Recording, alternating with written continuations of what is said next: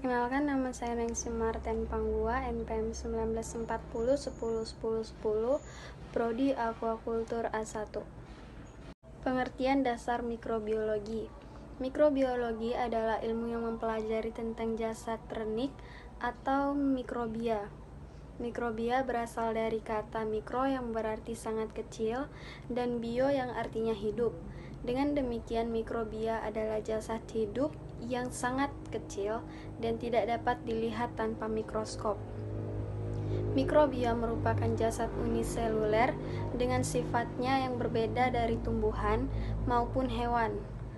Mikrobia mampu hidup di mana saja, di lingkungan yang lembab, kering, suhu tinggi maupun suhu rendah.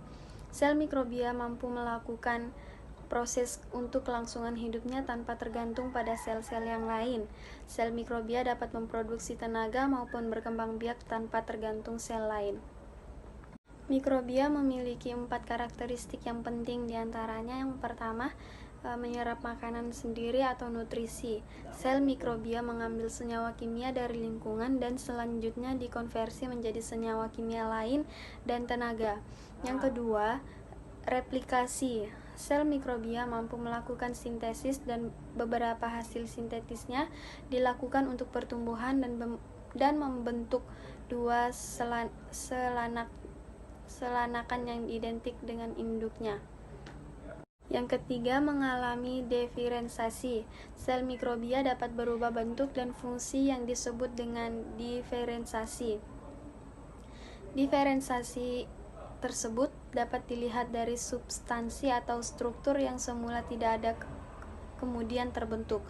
Yang keempat, memberi tanda sel mikrobia mampu berinteraksi dengan sel lain melalui pertahanan bahan kimia. Sejarah mikrobiologi. Mikrobiologi berkembang karena adanya keingintahuan manusia tentang berbagai kejadian alam yang terjadi dalam kehidupan sehari-hari. Penemuan mikrobia.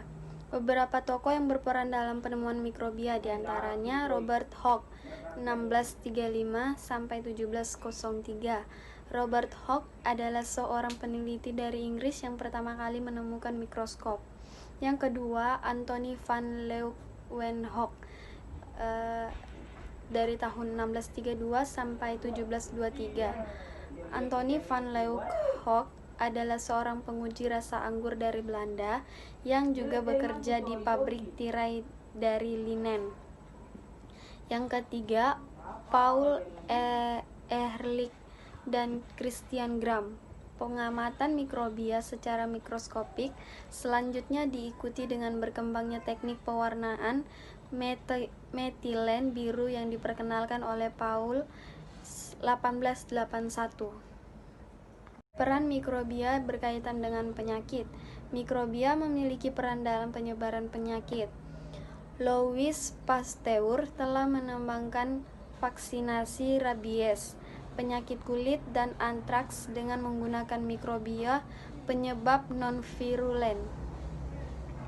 Tokoh lain yang telah memberikan bukti kuat tentang peran mikrobia pada beberapa penyakit menular adalah Robert Koch 1843 sampai 1910. Mikrobiologi terus mengalami perkembangan, tidak hanya dalam kesehatan, namun juga meliputi mikrobiologi tanah.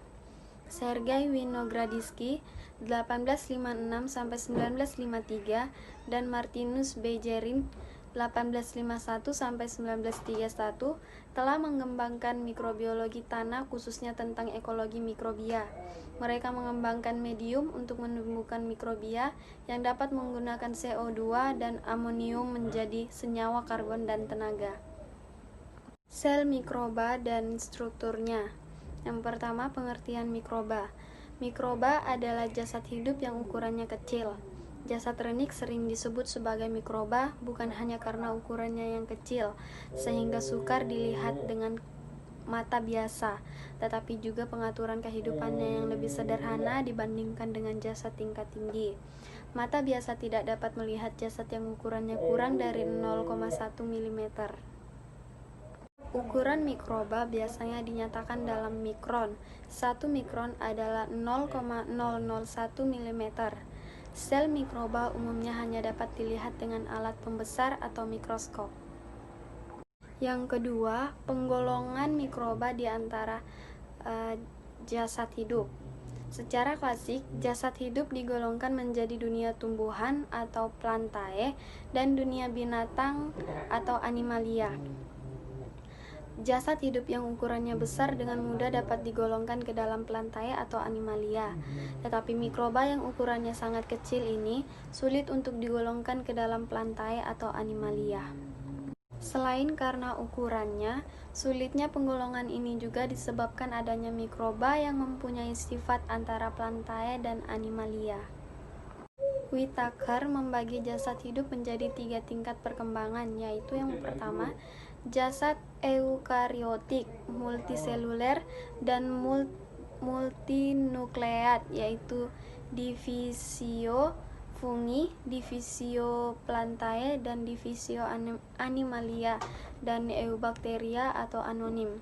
Yang kedua, jasad eukariotik uniseluler, yaitu algae sel tunggal, kamir, dan protozoa atau divisio protista.